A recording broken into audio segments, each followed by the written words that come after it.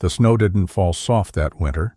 It cut like glass, swirling through the narrow alleys of Dalton's Crossing and settling hard in the bones of anyone left outside too long.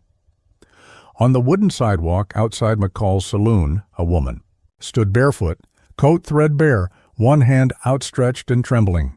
Her name was Hattie Roan, once a war nurse, once a wife, once the kind of woman people tipped their hats to. Now she was the town's shame, a ghost in daylight, someone folks crossed the street to avoid. Children whispered that she'd treated killers. Wives muttered she'd taken coin from sinners. The preacher's wife called her unclean. No one remembered the men she'd saved, just the ones who didn't make it. She hadn't eaten in 2 days. The bread she asked for wasn't even for herself. She'd found a half-frozen dog by the train depot, and it whimpered when she moved away. That's when he rode in.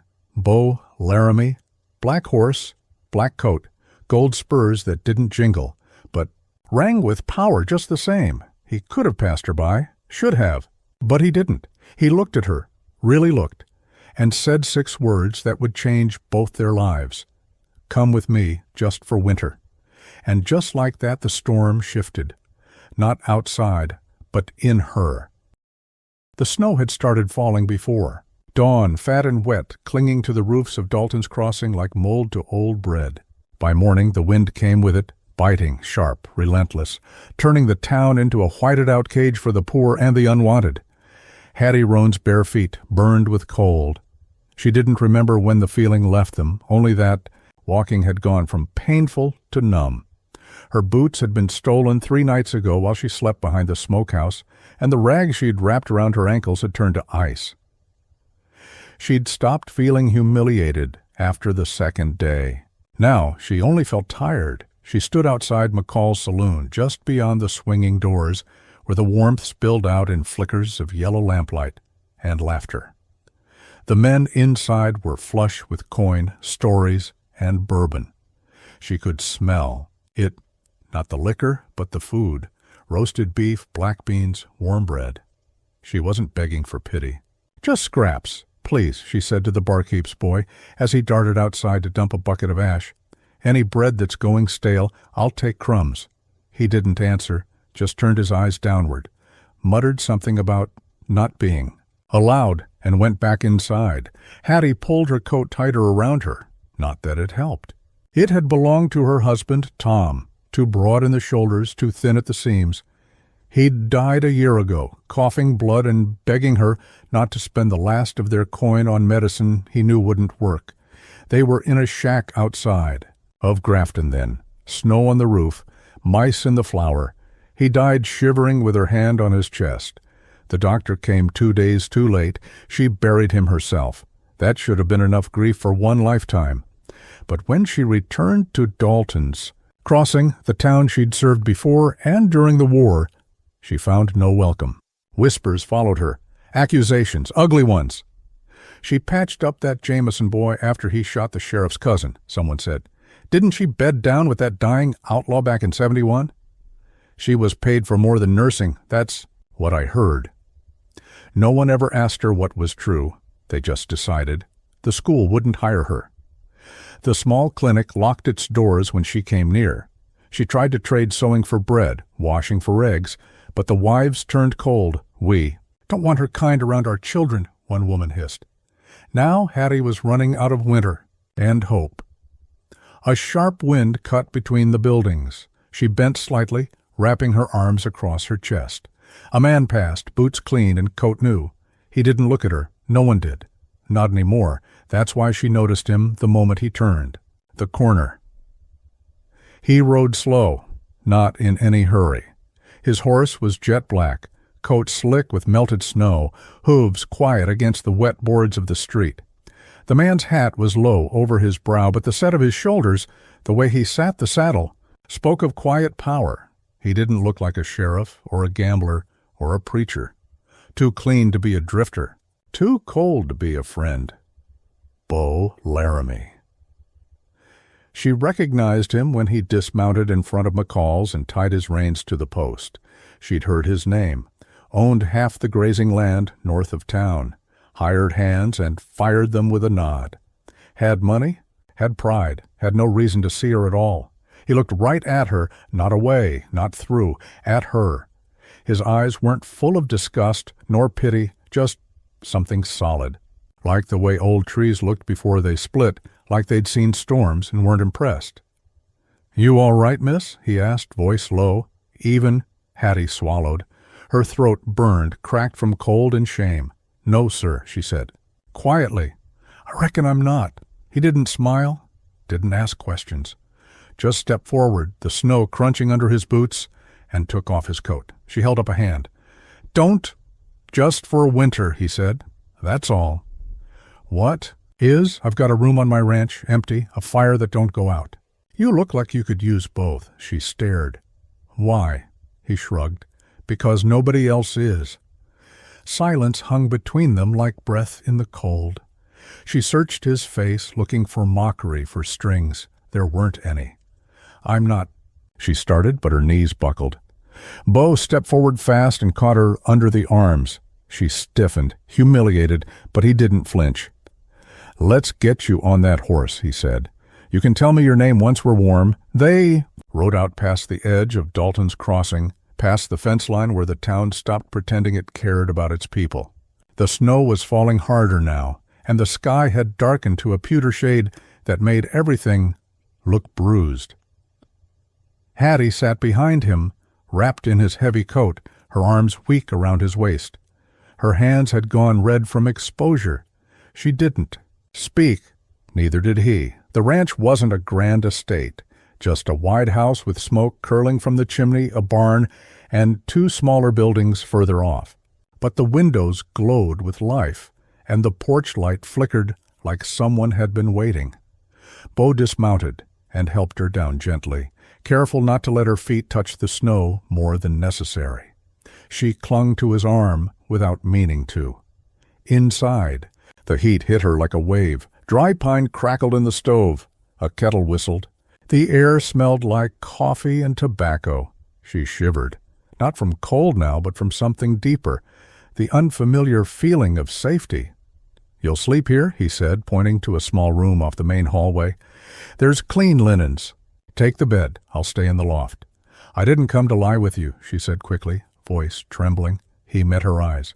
"I didn't ask you to." Shame flooded her cheeks. "I'm sorry, people assume I'm not." "People." She blinked. He looked away first. "I got stew warming. It's not much, but better than scraps." Hattie nodded. "Thank you, Mr. Laramie." Bo Laramie. "I'm Hattie Roan." He gave the smallest nod. "Get warm, Hattie Roan. We'll talk more once you've eaten." Later that night, curled under a patchwork quilt that smelled of cedar and dust, Hattie stared at the low ceiling and waited to cry.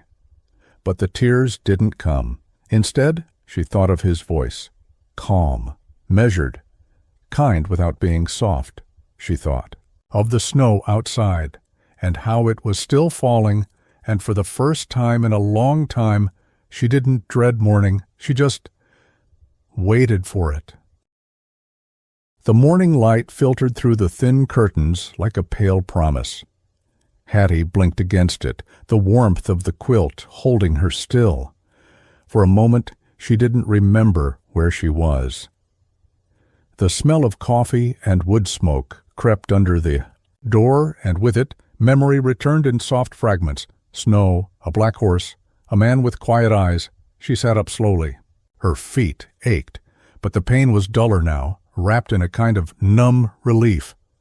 A basin of water sat near the door, steam long gone, but clean. Next to it, folded linens. A gesture, not a command. She washed her hands first, then her face. Dirt came off in gray streaks. When she caught her reflection in the basin's water, she winced. Her cheeks were hollow, eyes ringed with fatigue and shame. She combed her hair with her fingers and smoothed the coat she still wore. Then, barefoot but upright, she stepped into the hall. The main room of the ranch house was simple but wide. Table, chairs, stove, shelves lined with jars and books. Everything had the scent of utility, not wealth. Beau Laramie sat at the table, writing in a ledger with a cup of coffee beside him. He looked up as she entered, but didn't rise. "Mornin'," he said simply. "Morning," she answered, her voice cracked, too soft. "You sleep?" She nodded. "There's porridge on the stove, left the sugar out, but there's some dried. Berries in the tin." She hesitated, and he seemed to sense her uncertainty. "It's not charity," he added. "It's food, and it's cold out." So she nodded again, crossed to the stove, and ladled herself a bowl. Her hand still shook, but less than yesterday. She sat across from him and ate slowly. No one spoke. After several minutes he said, "If you're well enough, I could use help with Thomas. He's one of my hands. Took a bad fall last week. Broke 2 ribs. Fever set in." Hattie looked up. "You don't have a doctor?" "Closest one's 2 towns over. Too slow to get here, too fast to ask questions. I'll look at him." He nodded once, then sipped his coffee. Outside, the wind howled, but inside, the fire didn't go out. The injured man lay in the bunkhouse, cheeks flushed, skin waxy. He was younger than she expected, maybe 25, face still marked by youth, but eyes already dulled by too much pain. The blankets were damp with sweat. "He fell from the hayloft last week," Beau said from the doorway. "Didn't say. How bad it hurt until 2 days in. Men are stubborn that way." "So are women," Hattie murmured, kneeling beside the cot. She placed her hand on the man's forehead, then his chest. His breath rattled. 2 ribs at least. Infections set in. He needs poultice and broth. "Has he been drinking anything?" "Water. Whiskey when he whines enough." She gave him a look. "Not my idea," he said. "Boys think liquor cures fever." "It doesn't," Beau nodded. "Can you fix him?" "No one can promise that," she said. "But I'll try." She worked through the afternoon. Boiled cloths, mixed mustard seed, and vinegar for the chest. Beau brought her what she asked for, without question. At one point he hovered nearby as she crushed herbs. "You always this calm?" he asked. She didn't look up. "Only when it matters." He left her to it. Hours later, as she wiped Thomas' brow with a clean rag, a small voice spoke from the corner. "Is he going to die?" She turned. A boy stood there, thin, no older than 7, big eyes, ragged shirt. He held a wooden horse in his hand. "Not if I can help it," she said gently. The boy nodded solemnly and sat in the corner. "What's your name?" she asked. "Colt." "Like the pistol?" He smiled shyly. "Like the horse." That night, Hattie sat on the porch. The wind had stilled. Snow hung on the trees like lace. Beau joined her, 2 mugs of coffee in hand. "He's better," she said. "You're better," he replied. She looked at him. "I don't know about that." He didn't argue. After a while she asked, "Why did you bring me here?" Beau stared, out over the snow. "Because I remember what it felt like to need someone, and I saw that look in your eye." She didn't ask what look. She already knew. The fire inside the ranch house burned steady into the night, and for the first time in a long time, Hattie Roan dreamed without fear. The next morning, the sun rose over a world carved in frost. Trees glittered with frozen dew, and the ground crunched beneath boots like shattered glass. Hattie stood at the kitchen window, hands wrapped around a warm mug, watching the world come back to life in slow, brittle pieces. She had slept better than she had in weeks, maybe months. The aches were still there, in her back, in her feet, in the place between her ribs that sorrow had made permanent, but they were muted now, draped in warmth, softened by quiet. She heard small footsteps padding across the wooden floor. A pause. Then the scrape of a chair. Colt climbed up without a word, his little legs swinging under the table. He placed the wooden horse in front of him like a talisman. It was handmade, carved rough but lovingly. A scrap of leather for the saddle, a taffo. Faded string for reins. Hattie turned from the window. "Morning, Colt?" He nodded. "Is Thomas still sleeping?" "He is. Fever broke in the night." "That's a good sign." Colt looked relieved but didn't smile. "He snores. Loud." She chuckled softly. "That means he's healing." Beau entered then, shrugging into his coat. He nodded at Colt and then at Hattie. "We'll be checking the fence on the south ridge today. If Thomas is still down, I'll need to take Caleb. Might be back late." Hattie gave a quick nod. "I'll keep tending to him and Colt." Colt perked up. "Can I help you today?" She glanced at Bo. He answered for her. "Only if you do exactly what she says, no fuss." "I won't fuss." Bo paused at the door. "Stay close to the house. Wind's picking up. Might be another storm tomorrow." Then he was gone, a shadow on horseback, disappearing through the pale light. Hattie spent the morning boiling broth, changing bandages, and checking Thomas's breathing.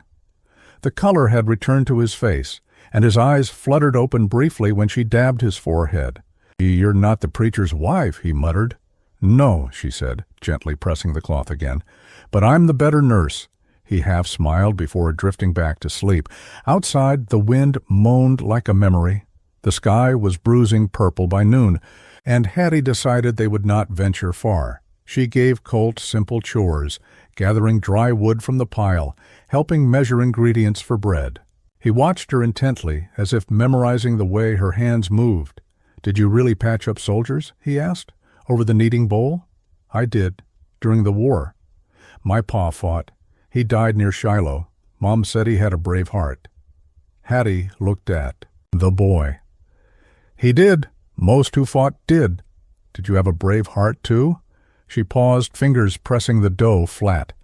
"I don't know. I think I had a tired one. Still do." Colt leaned his cheek on his hand, watching her. "I think you're kind. And kind is better than brave." The words hit harder than he knew. Hattie had been called a lot of things in the last year. Kind wasn't one of them. "Thank you, Colt. That means more than you think." That evening the wind thickened.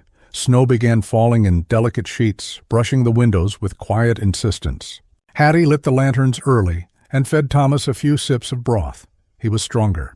His fever had not returned. She and Colt shared stew and warm bread in the kitchen. He insisted on setting the table, lining the plates with care, placing his wooden horse in the center like a guest of honor. "You know," Hattie said as they ate, "that horse of yours, he needs a name." "He has one." "Oh?" Colt smiled. "Bo, like Mr. Laramie. He doesn't talk much, but he takes care of folks." Hattie laughed. "Fitting." Colt leaned closer. "Mr. Laramie took me in after Mama died. He said he don't know much about raising boys, but he's learning. I think you're better at it." She looked at the boy and felt something shift inside. Her, not pity, not even grief, something quieter, a kind of recognition. "You're a good boy, Colt, and you're safe here." The boy nodded and yawned. "Will you stay the whole winter?" She hesitated. "I don't know yet." He rubbed his eyes. "I hope you do. You and Bo make the house warm." Later, after Colt had gone to bed, Hattie sat alone by the fire. She watched the flames dance and tried not to think of the alleyways where she'd stood begging, of Tom's grave, of the shame that still wrapped itself around her, like a second skin. But the fire was steady. The boy had smiled, and the house, for the first time, didn't feel like someone else's. She leaned back in the chair, pulled the quilt over her legs, and listened to the wind outside. Let it snow, she thought. Let it storm. She had work to do. By the time Sunday came, the snow had eased, but the cold had settled in like a permanent breath on the neck.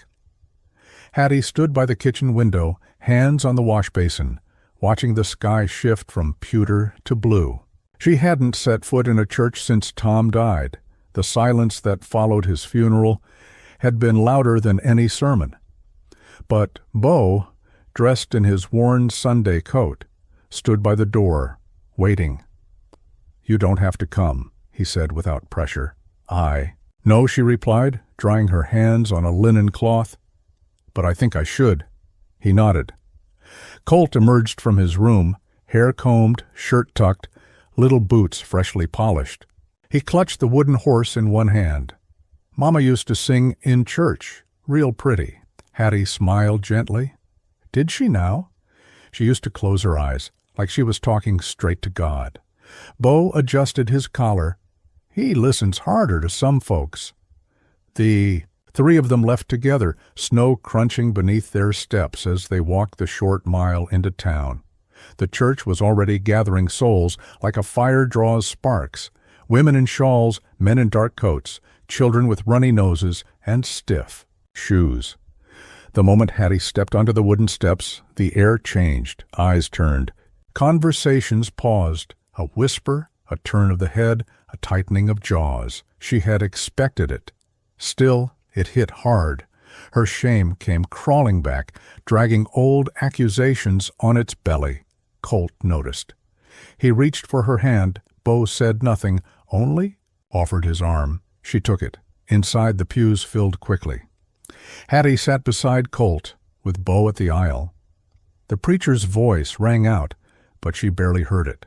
Her eyes fixed on the preacher's wife, Marilla Tull, whose lips were pressed into a bitter line. After the sermon, during coffee and handshakes, it began in earnest.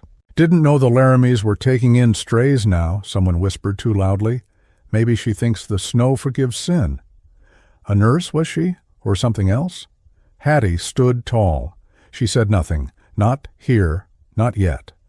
But when Colt dropped his biscuit, and Marilla Tull looked down her nose and said, "Perhaps he should learn to behave like a proper boy."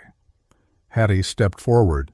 "He behaves better than most men I've met, and I've met them on battlefields." The room stilled. Bo moved behind her. He didn't speak. He didn't need to. Marilla blinked, then turned away. Hattie helped Colt pick up the biscuit. They left. The church without a farewell. That afternoon, back at the ranch, Hattie sat by the fire. She wasn't angry, not really, just tired of being judged by people who hadn't held dying boys in their arms, who hadn't scrubbed blood from floorboards with bare hands, who'd never buried someone they loved in frozen soil. Bo brought her tea. "Yoey." "Didn't have to speak," he said. "I did. For Colt, for me." He nodded. "They'll talk. They always do." "Let them." She sipped the tea. The warmth spread slow. Colt sat near the hearth, drawing circles in the ash with a stick. He hummed to himself. At one point he said, "You looked like a hero today." Hattie smiled, eyes glinting. "I felt like someone worth something." That night the wind howled again, but inside the house the fire burned strong. And Hattie, once a shamed widow, now sat tall in a chair that finally felt like hers. The snow melted slow that week, leaving behind a brittle crust of ice and muddy slush that turned the road into a treacherous path. Hattie busied herself with chores, mending shirts, tending to Thomas, watching over Colt. The days passed with a kind of fragile steadiness, like the ranch was holding its breath between storms, but Bo had grown quieter. She noticed it one morning as he returned from the trading post, dust clinging to his coat, and a crease between his eyes that hadn't been there before. He didn't speak much over supper, didn't answer when Colt asked if they'd go hunting rabbits that Sunday. That night, as they washed dishes side by side, Hattie asked, "Something wrong?" Bo dried his hands on a towel. "Saw someone in town, man from the past. Didn't expect to see him again. An enemy?" Something like that. He didn't elaborate, and she didn't press. But the air in the house felt changed after that. 2 days later, the man came riding up the lane. Hattie saw him from the window, a tall figure on a pale horse, black coat dusted with road and age. He dismounted with the ease of someone who knew his way around places he didn't belong. His beard was thick, but not enough to hide the long scar that ran from his left ear down his neck like a claw mark. Bo stepped onto the porch as the man approached. They stood staring at each other for a long moment. No handshake, no greeting. Then, "Didn't expect you to come here, Burke," Bo said. Burke smiled, slow and unkind. "Didn't expect you to be playing house with a pretty nurse and a boy that ain't yours." Hattie felt the heat rise in her chest. She stepped outside, her voice low. "You got business here?" Burke's eyes flicked over her like inventory. "Plenty. But I'll start with words, not bullets." Bo didn't flinch. "You brought trouble with you. Say what you came to say." Burke reached into his coat and pulled out a folded piece of paper. tossed it onto the porch. "This says the land you're living on ain't yours. Says it belongs to a man named Cyrus Greeley, who just happens to owe me a favor." Bo didn't look at the paper. "I paid for this land. I've got papers of my own." "Then let's see who the court believes, huh?" Burke tipped his hat to Hattie. "Ma'am." He turned and mounted up. As he rode away, he called back over his shoulder, "Snow's not the only thing coming." Inside, Hattie picked up the paper. It was official-looking, with a seal, but she could tell it stank of corruption. "You think he forged it?" she asked. Bo nodded. "More likely bought someone to write it. Burke doesn't do paperwork. He does threats." "Why now?" Bo hesitated. "Because I'm building something worth taking, and because I've got something worth breaking." She looked at him carefully. "You mean the ranch?" His eyes didn't leave hers. "I mean this house. You. Colt." That night the wind came howling back, not from the north but from the west, the direction of town, of courts, of men with grudges and guns.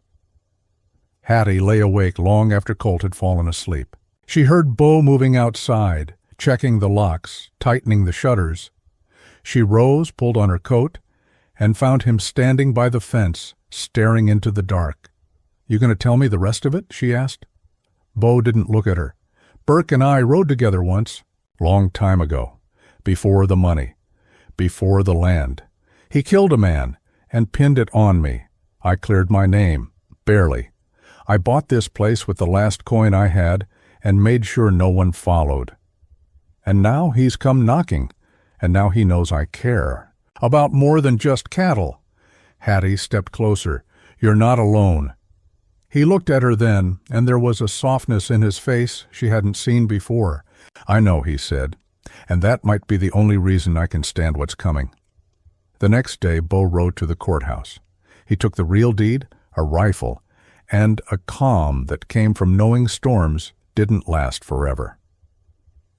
Hattie watched him go, Colt waving from the porch.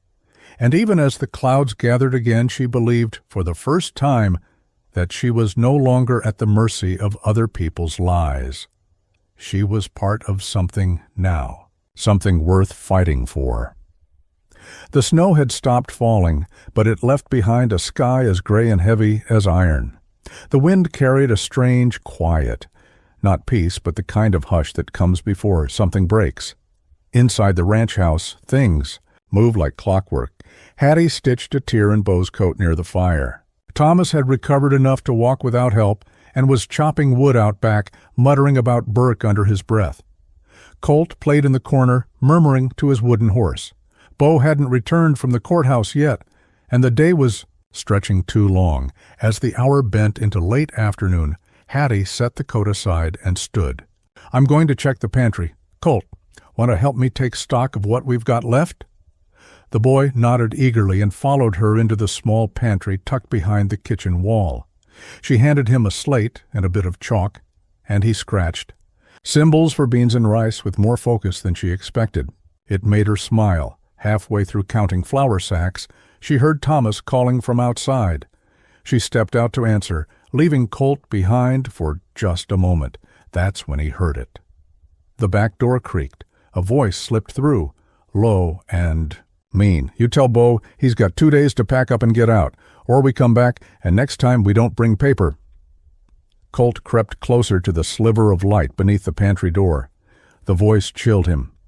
"He thinks that woman and kid make him strong? They make him weak. Weak men lose things." Boots stomped. The door slammed. Colt didn't breathe for several seconds. Then, shaking, he tucked the slate under his arm and ran for the fire. When Hattie returned, she found Colt sitting stiff, pale. The slate in his lap had one word scribbled across it in jagged chalk. "They're coming." She crouched in front of him. "Who?" "A man. He said they'd be back. Said they'd take things. Hurt Bo. Hurt you." Her heart twisted. She drew him close. "You were brave to listen, brave to tell me." He nodded, jaw trembling. That night, when Bo returned, she told him everything. He listened in silence, Colt clinging to his leg. Bo didn't speak for a long time. Finally, "We're not running." Hattie's voice was low. But we need help. Bo looked at her. Then I reckon it's time to call in some old debts. The next morning, Bo rode out early. He didn't say where, only that he'd be back before dark. Thomas stayed near the house, rifle in hand. Hattie taught Colt how to make hardtack, though her hands shook every time the wind rattled the window panes. By dusk, Bo returned. With him came two men Hattie didn't know, grizzled, quiet, armed. One tipped his hat. "Name's Webb. This here's Doyle. We owed Bo. Figured it was time we paid it." They set up in the barn, took shifts on watch, reinforced the fence and secured the back windows. Hattie found herself boiling water and bandages again, just in case. Old habits, old fears. Colt helped. He didn't ask many questions. "Why do people hurt good folks?" he asked once. She paused. "Because sometimes they're too empty to see goodness. It scares them." Colt nodded, like that made perfect sense. On the second night the sound came again. Hoofbeats, many, not the kind that passed through, the kind that circled. Waited. Bo stood at the window, rifle in hand. Doyle whispered, "They'll come at dawn." "Men like Burke prefer light for killing." Bo looked at Hattie. "Take Colt to the root cellar. I'm staying." "Hattie, I've tended to wounds before. I'll do it again, but I won't leave." They locked eyes. He nodded. Dawn broke like fire behind the hills. The first shot cracked the silence. It hit the post beside the barn. Then another. Then shouting, Hattie pushed Colt into the cellar, handed him the wooden horse. "Stay quiet, no matter what." He nodded. She closed the door. Gunfire roared. Thomas fired from the loft, Webb from behind the trough. Doyle took two men before he fell back, bleeding from the arm. Bo moved like he had before the land. Before the calm. Fast. Cold. Precise. Hattie dragged. Doyle, behind the barrels, tied a strip of curtain around his wound. "You're no preacher's wife," he grunted. "No," she said. "I'm worse. I know how to stop bleeding." The siege lasted an hour. Then a horn blew. Retreat. Men scattered. Burke was not among the fallen. Bo stood at the gate, smoke rising behind him, blood on his sleeve. "Fire in his eyes. They'll be back," he said. Hattie nodded. "So will we." Colt emerged from the cellar, holding the horse like a banner. "Is it over?" Bo crouched. "For now." Colt looked between them. "Then we won." They didn't argue, because in that moment they had. Snow clung to the windows like frost-bitten lace. The ranch had survived the siege, but it hadn't come through untouched. The fence was half-splintered, the barn door hung crooked. Doyle's shoulder wound, festered slow despite Hattie's poultices, and Thomas had a graze across his brow that throbbed purple and red, but they were alive. Still standing, Colt didn't let his wooden horse leave his side. He carried it from room to room like a badge of honor. Hattie noticed he walked taller now, still quiet, but there was grit in the way he watched Bo stack firewood, or how he stood a little straighter when the wind banged against the shutters. They were safe, for the moment, but every creak in the walls, every shifting shadow, felt like a warning. Hattie sat by the hearth that evening, candlelight flickering against the far wall, writing letters she didn't plan to send, one to Tom, one to a sister she hadn't seen since the war, one to herself. Bo watched her from the doorway. "That for someone I should worry about?" he asked gently. She shook her head. "Just ghosts." "Thought I'd let them talk a while." He stepped in, boots thudding softly against the worn floor. "They say anything useful?" She looked at the pages. One said, "I'm not the same woman who begged in the snow." The other asked if I'd stopped running. "Have you?" She folded the page. "Not sure yet, but I stopped hiding. That counts for something." He nodded, sat beside her. The fire crackled between them. "I wrote letters once," he said. "Back before the land. Wrote to my brother, told him I was going to build something honest, told him I hoped he'd find something that made the war feel worth it. Did he? Died outside Coldwater, never read a word." They sat quiet for a long while. Outside, snow whispered against the glass. Inside, heart softened just enough. Colt entered, yawning. He curled beside Hattie, head on her lap, horse tucked under his arm. If we write letters, he mumbled, do we got to send them? No, sweetheart, Hattie said. Some letters are just for the fire. She fed one of the pages into the flame. It curled and blackened, words vanishing like ash. A kind of peace settled in its place. The next morning a rider came bearing news. Burke had gone to the county seat. Filed charges against Bo. Fraud, trespassing, conspiracy. He's reaching, Bo muttered. He's dangerous, Hattie corrected. Bo looked out toward the hills. Then we need to beat him with something he can't fight. Truth? Proof. Bo packed a saddlebag with papers, then paused. You coming with me? Hattie straightened. To the county seat? To face the ghosts. If I ride alone, they'll make me out to be the liar. But you? They won't see you coming. She considered, then nodded. We ride at dawn, Bo smiled. Just like old times. I was never the shootin' type. Good. They'll never see you until it's too late. That night, she wrote one more letter. Just in case, she didn't sign it, didn't need to. The fire took it all the same. The frost hadn't lifted by the time Bo and Hattie saddled the horses. The sun had barely cracked the horizon, and the ranch was wrapped in a cold hush. Colt stood at the gate, bundled in his thickest coat, his wooden horse in one mittened hand. Do you have to go? He asked. Hattie crouched. We'll be back before the next storm. Promise. He nodded solemnly, then turned and hugged Bo around the waist. Bo froze, surprised, then patted the boy's back. Look after the fire for us, Colt saluted. Yes, sir. They rode out without fanfare, two shadows crossing the silver fields. The road to the county seat wound through pine and shale, crossing frozen creeks and narrow passes. Hattie hadn't been this far east since before Tom's death. Every bend in the road held a ghost. Every snow-covered ridge whispered memory. For the first hour, they rode in silence. Then Bo spoke. You ever think you'd come back to court? I thought I'd die with no name left to argue for, he nodded. You've got one now. She looked at him. Because of you? No, he said, because you kept standing. They reached the county seat by midday. It was a bigger town than Dalton's Crossing. Cobbled streets, brick storefronts, a courthouse that loomed like judgment itself. As they dismounted, eyes turned, some curious, some calculating. Inside the courthouse, the warmth was tight and dry. Bo handed over the land papers. Hattie stood beside him, head high. A clerk examined the documents, then frowned. Mr. Greeley already submitted a claim. Says you forged these. Hattie stepped forward. Then you'll want to compare the signatures. And ask why Mr. Greeley sold the land twice? I was there when Bo bought it. I saw the ink dry. The clerk blinked, surprised by her tone. You'll have to testify. Then let me speak, she said. Later that afternoon, in a hearing room lined with stern faces and short patience, Hattie took the stand. She spoke clearly, calmly. Laid out the events, the forged paper Burke delivered, the real deed Bo kept, the witnesses who signed it.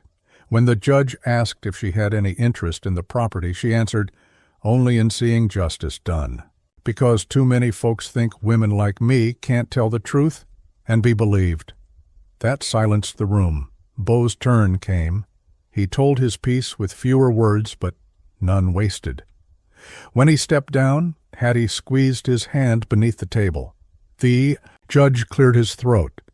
We'll reconvene tomorrow for final decision. Outside, they walked through falling snow, exhausted but upright. Think we did enough? Bo asked. We told the truth. Now it's their turn.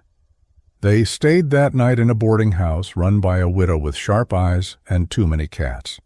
Hattie sat by the fire, watching Bo sleep in the chair beside her, boots still on, rifle close. She didn't write a letter that night. She just watched the flames. And for once, they didn't look like warning. They looked like home.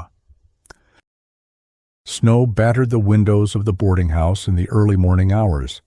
The storm had arrived quicker than expected, rolling in over the hills like a low curse. From their shared breakfast plate of cold bread and eggs, Bo and Hattie watched. The sky turned from gray to near black. "We might be stuck here longer than we planned," he muttered. Hattie nodded. She wasn't thinking of the road. She was thinking of Colt. The boy had never been left so long. Would Thomas know to calm his nightmares? Would he keep the fire steady if the storm knocked the chimney into silence? But the judge was set to deliver the ruling that day. So they dressed, wrapped scarves high against the wind, and walked the 3 blocks to the courthouse. Inside, the hearing room was fuller than before. Word had spread about the fight, about Burke's threats, about the woman who testified like she'd seen war and loss, and still stood up straighter than any man in the room. Judge Halbert entered with his coat, still dusted in frost. He sat, cleared his throat, and wasted no time. After reviewing both claims and signatures, hearing testimony, and checking with the notary listed on Mr. Laramie's original deed, I find the land was legally purchased and held. Mr. Greeley's second. Sale was fraudulent. Mr. Burke's claims null. Murmurs, a gasp. Hattie exhaled. The judge banged the gavel. Case closed. Mr. Laramie, you may continue to hold and improve the land without contest. Outside, the snow had thickened to a white wall. Bo turned to Hattie. "We won." She let the words settle like snowflakes. "Let's go home." But the road home was gone. The path over Pine Hollow was buried. Trees bent low with ice, and the wind screamed so loud the horses refused to cross. The stableman shook his head. "You try that trail today, you'll find yourselves dead before dark." They returned to the boarding house. Colt would be waiting. The fire would be running low. Thomas would be watching the window. Bo paced the front room. Hattie stood at the window, watching snow lash the street like a whip. "He'll be all right," Bo said. "Thomas is strong." "He's 7, Hattie whispered, "and he's already lost too much." The night stretched long. In the silence, Hattie wrote again. Not to Tom this time, to Colt. She told him to be brave, to keep feeding the fire, to listen to Thomas, to hug the horse and remember they were coming home. She folded the letter and tucked it into her satchel. She would hand it to him herself. Meanwhile, back at the ranch, Colt had sat by the window alls. Day, Thomas made stew. Doyle, still healing, played cards with him. But Colt barely smiled. When the wind howled, he said, "That's what ghosts sound like." Thomas looked up from the fire. "Your ma used to say the same." "Hattie's not my ma. Maybe not by blood, but she's fought for you, boy. That's something. Kin can't always claim." Colt thought about that. He curled up with the wooden horse, whispering its name, Bo. On the 3rd day the storm broke. The sun came back as a weak gold smear across the sky. Bo and Hattie rode out before the frost melted. The road was hard, narrow, brittle, but they didn't stop. Colt was on the porch when they returned. His face lit up like a lantern. He didn't run, just stood tall, waiting. Bo dismounted first. "Fire still going?" Colt nodded. "Didn't let it die once." Hattie stepped down. She handed Colt the letter. "For you. I wrote it when I thought we'd be longer." He opened it right there, read every word, then hugged her so hard she had to kneel. "You came back," he said. "We always will." Bo stood watching. The wind tugged at his coat, but he didn't move, just smiled. The house behind them was whole. The fire was warm. The snow would come again. But they were ready, together. The snow had barely melted from the fence posts when the rider appeared. Just a figure in the distance at first, still as a scarecrow, coat snapping in the wind. Hattie spotted him through the kitchen window as she kneaded dough, her hands working rhythmically while her eyes narrowed. "Bo," she called, not loud, but enough. He came in from the barn, wiping oil from his hands. One glance toward the hill, and his jaw tightened. "He been there long?" Not moving, not yet. Bo reached for the rifle near the door. "Keep Colt inside." But Colt had already crept to the window. "Is that Burke again?" Hattie shook her head. "Don't think so. Looks like someone else. Doesn't move like a threat." "Not yet," Bo muttered. They let the stranger approach slowly. He didn't ride fast, didn't shout. When he got close enough to the gate, he stopped, raised one hand. "My name's Ezra Wynn," he called. "I ain't here to cause trouble. Just looking for a roof and maybe some work." Bo said nothing. Ezra dismounted, slow and steady. He was older, maybe 50, with a weathered coat and sharp eyes. No visible weapons, no twitch in his stance. Hattie stepped out onto the porch. "Where are you from, Ezra?" He took off his hat. "West of Dalton, rode all the way through Pine Hollow. Heard there was a ranch that stood up to Burke and kept standing. Figured that kind of place might be worth asking at." Bo exchanged a look with her, then nodded. "We don't feed lazy hands." "I ain't lazy, just hungry." That night Ezra slept in the barn loft, and Hattie made enough stew for 5.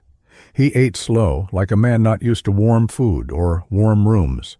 Colt watched him with quiet suspicion, his wooden horse in his lap. After supper, Hattie asked, "You ride through Dalton's Crossing?" Ezra nodded. "Town's got a mouth on it.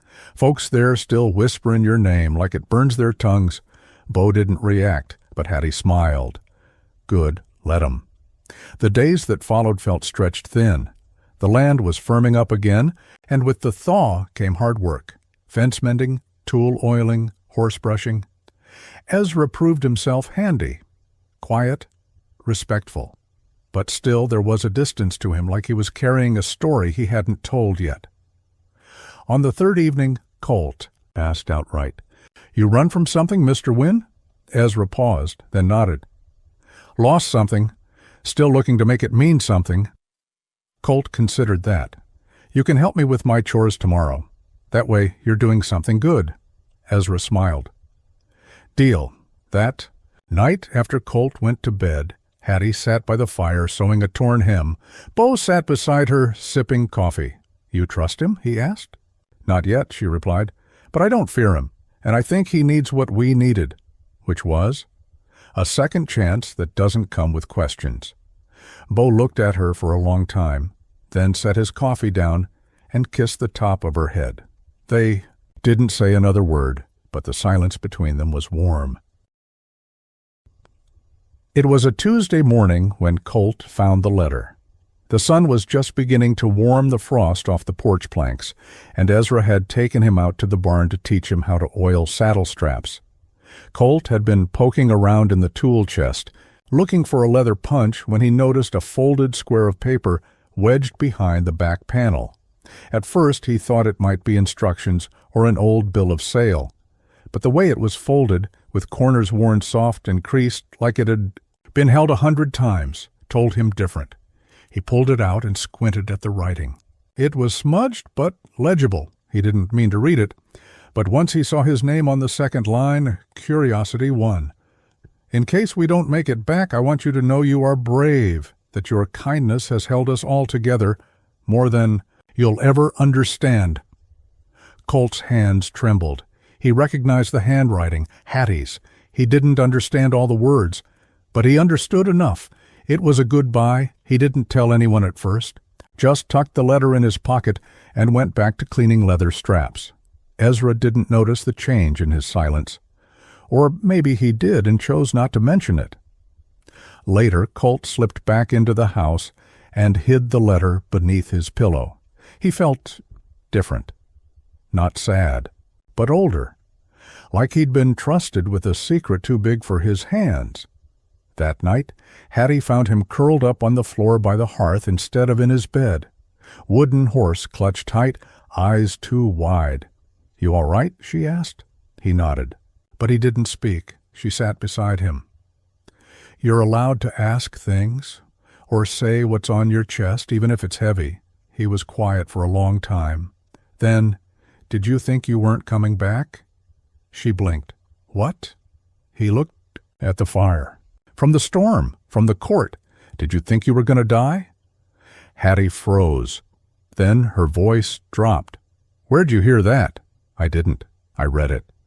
He reached into his coat, pulled out the letter, held it out. She took it slowly. "I didn't mean to, but I saw my name and I didn't know you thought like that." She folded the letter without reading it. "I wasn't planning to die, but I've seen enough to know that sometimes the world doesn't care what you plan. I wanted to leave something behind, in case." Colt was quiet again. Then he asked, "Do you still feel that way?" She took a breath. "No, not anymore." "Why not?" She smiled. "Because we made it back, and because I believe in tomorrow again." He leaned into her, and she wrapped her arms around him. "Promise me," he whispered. "I promise," she said. "No more letters like that. Not unless I'm around to read them with you." Bo came in from the porch a while later, snow still, melting on his coat. He saw them on the rug. Quiet, steady. He didn't ask questions, just sat beside them and threw another log on the fire. The wind howled outside, but inside they were whole. It began with hoofbeats, slow, deliberate, the sound of authority rather than threat. Ezra was the first to hear it, pausing mid-swing while chopping kindling out back. He turned toward the road and narrowed his eyes. 3 riders. Middle one wore a shiny tin badge on his chest, a freshly oiled rifle slung over his saddle, flanked by 2 deputies from Coldwater, and in the center of them, with that same slanted grin and long scar down his neck, rode Burke. Only now he wore the badge. Ezra dropped the axe, strode to the porch, and called into the house. "Bo, trouble on the trail, and it's wearing a tin star." Bo appeared at the door, coat already on. He met Ezra at the steps, rifle in one hand. "You sure?" "Positive. He ain't hiding anymore." Hattie stepped out next, Colt behind her. "Stay." "In," Bo said to them. But Hattie stood her ground. The riders stopped at the gate.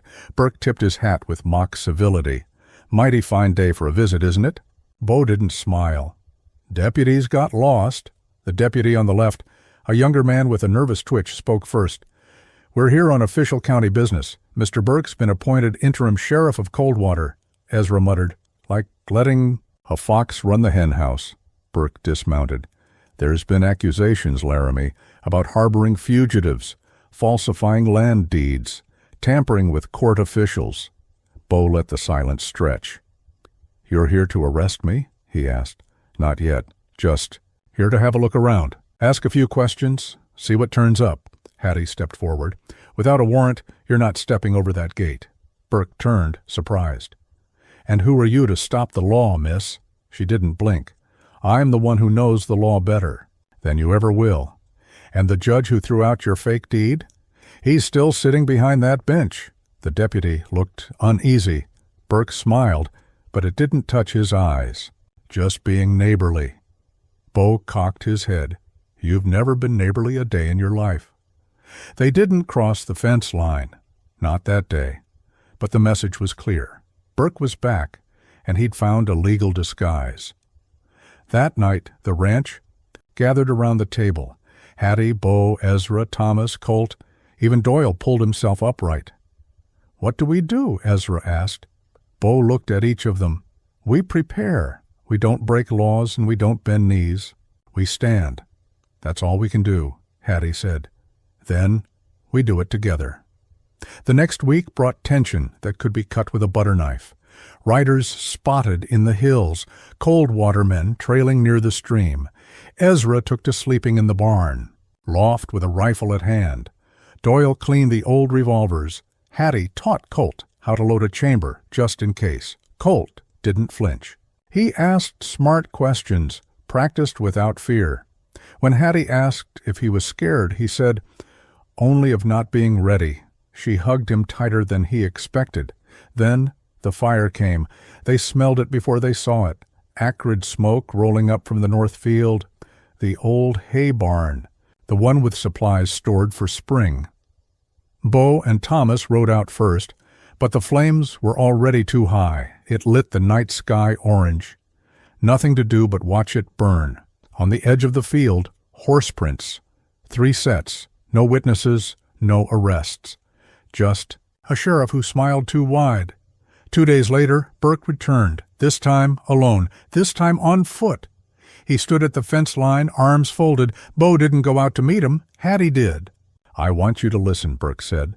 "To what? More lies? To reason." She waited. "You've got a good thing here.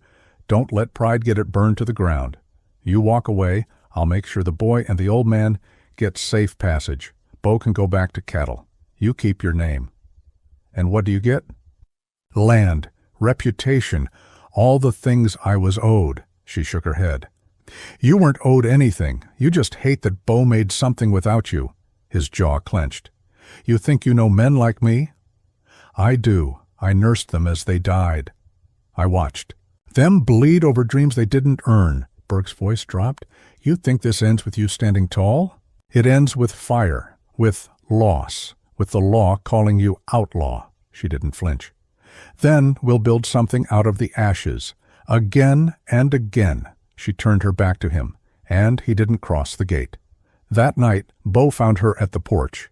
You were brave today. I was angry. Same thing sometimes. They watched the stars. The wind was cold, but inside the house was warm, and that would have to be enough. The storm came fast and without warning. Late February, just when the thaw had teased its first green shoots from the earth, the sky turned violent again. Wind roared over the hills like it had a score to settle. By dusk, snow had buried the fence, posts, and the barn doors groaned against their hinges. Inside the house, the lamps flickered. Hattie tightened every shutter herself, double-checked the pantry, and moved Colt's cot closer to the fire. This one feels different, she said. Bo nodded, loading shells into a canvas belt. Everything's felt different since Burke came. Back. Ezra stood at the window. Storm's cover. If they're coming, they'll come now. They did. It started with a whistle, low, long, shrill enough to slice through wind. Ezra tensed. That ain't the wind!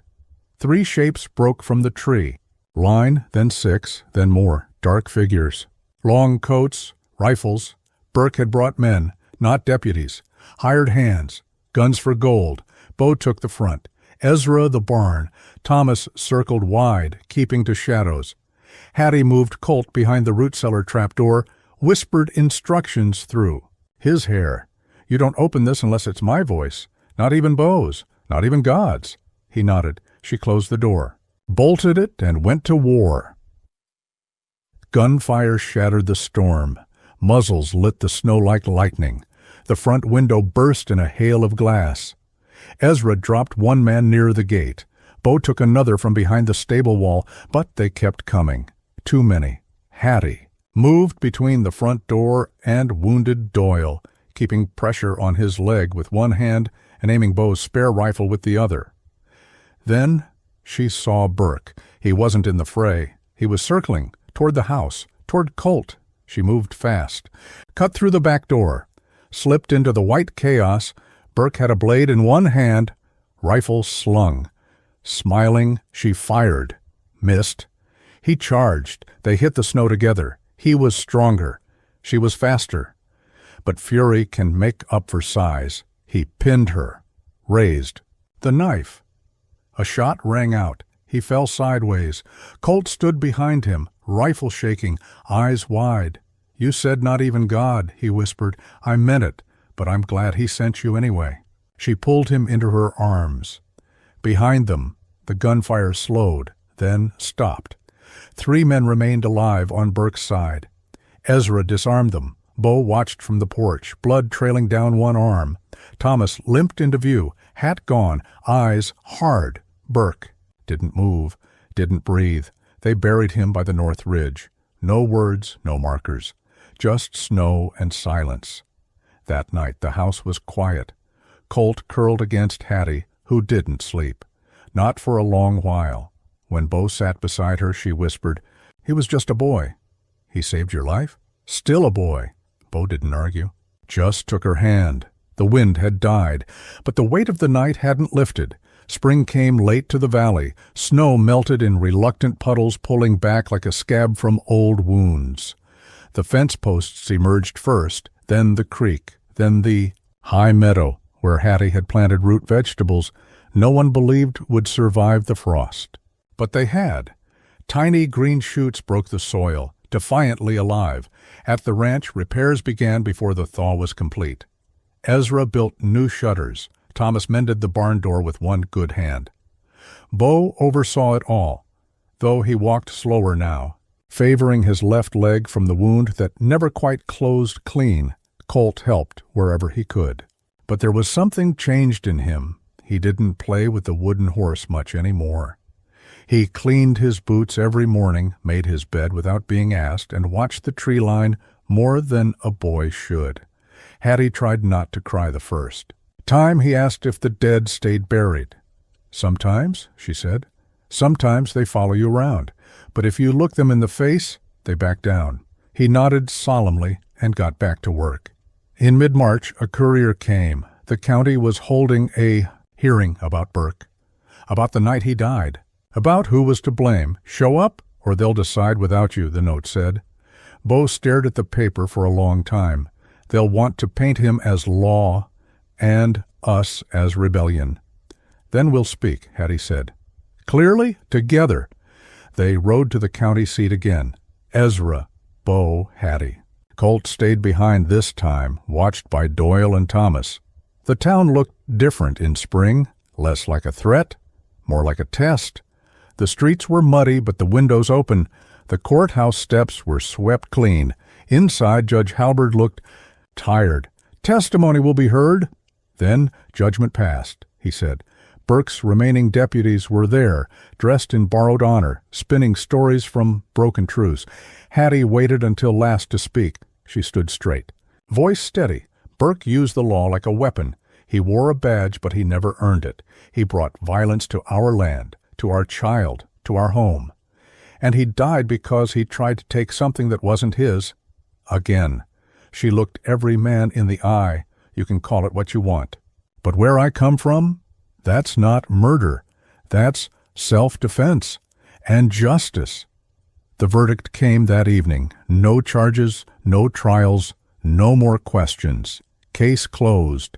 Justice by the skin of its teeth. They returned to the ranch to find Colt in the May garden, tending the first shoots with a child's reverence. They came up, he said, even after the cold. So did we, Bo answered. That night, Hattie stood on the porch, wind lifting her hair. Bo came to stand beside her. You ever think it would end this way? She asked. I never let myself think that far. Do you now? He looked toward the fields where green dared to grow. I think we've got more story ahead of us. She slipped her hand into his. And for the first time since winter began, it didn't feel like surviving. It felt like living.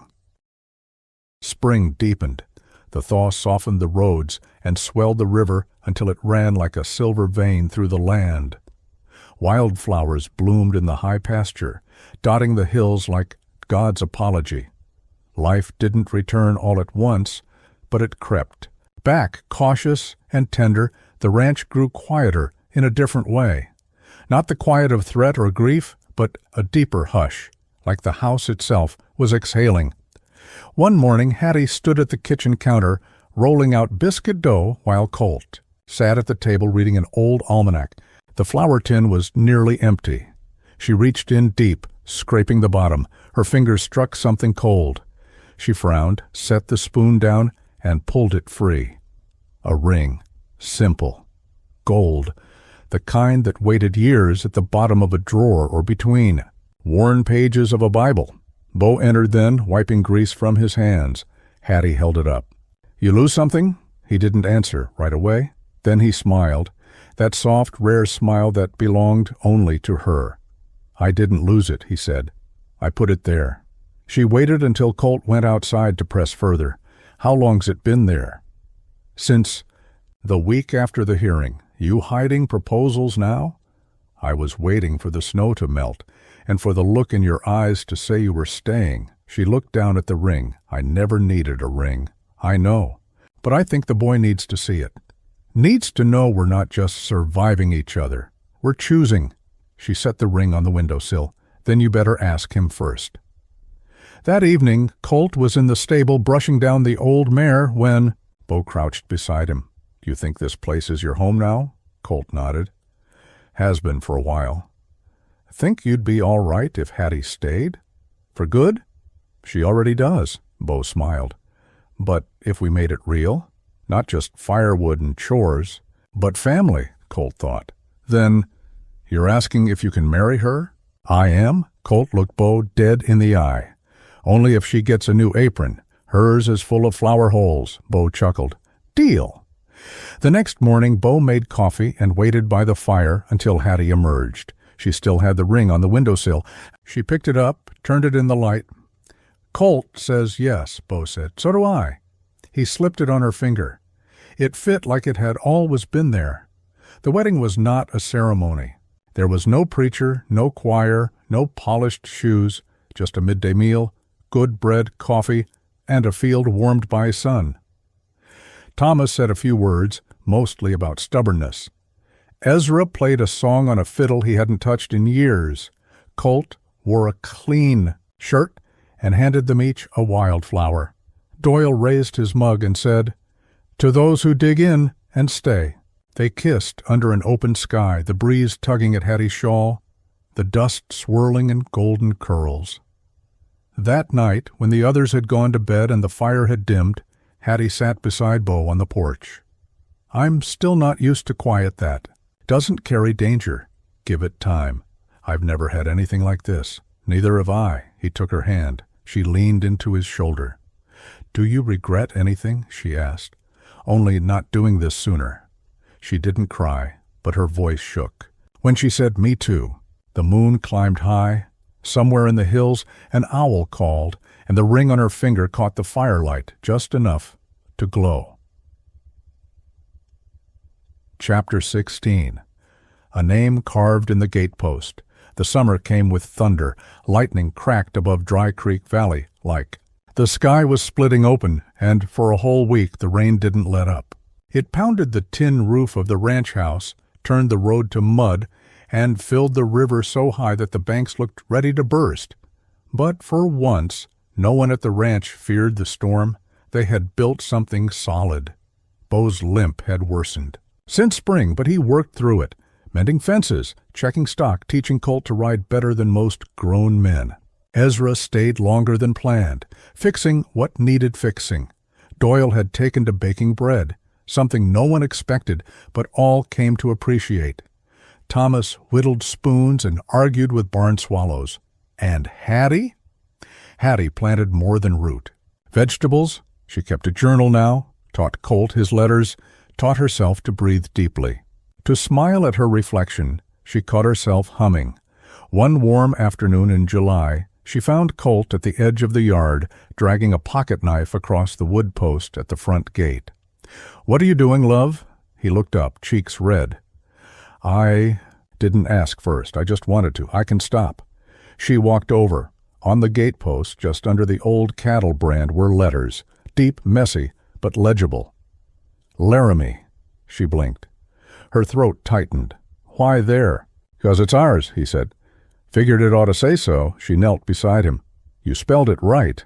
"Did I?" "Perfectly." Later that evening, after dinner and dishes, Bo ran his hand across the name carved into the wood. "Looks like it's official." Hattie stood beside him, Colt on the porch behind them. "A name means something," Bo said.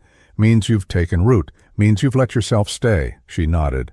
"Means you'll be remembered." He touched the carving, then touched her shoulder. "We ever talk about what comes next?" She looked out at the pasture. "No, but maybe it's time." They started small, adding a second room to the house, expanding the garden, clearing the path to the west field. Bo registered the land again, this time adding Hattie's name beside his. The county clerk asked no questions, just smiled and said, "Glad to see the world right itself, for once." In August, the preacher from Dalton's Crossing rode up, not to sermonize, just to offer an apology. "I judged you harsh," he told Hattie, hat in hand. "My wife, she doesn't agree with me coming, but some wrongs sit heavy." Hattie poured him coffee. "Takes guts to face someone you've harmed." He nodded. "You turned this place into more than a home. You turned it into a promise." When he left, Colt asked if they had to forgive everybody. "No," she said. "Just the ones who mean it." The last week of summer, Bo had a coughing spell that rattled the rafters. Hattie sat him down. You're going to the doctor in cold water. Ain't that bad? It's not a request. He went. Came back with medicine, a new shirt, and a carved cane he didn't want to talk about, but he used it. And when Colt asked if it made him look like an old man, Bo said, "Makes me look like a man who intends to stay upright." One evening, after supper, they all sat on the porch. Ezra strummed his fiddle. Thomas smoked his pipe. Doyle whittled. Colt sketched in a notebook. Bo turned to Hattie. "Do you miss it? The traveling. The nursing tents. The places before this," she thought. Then shook her head.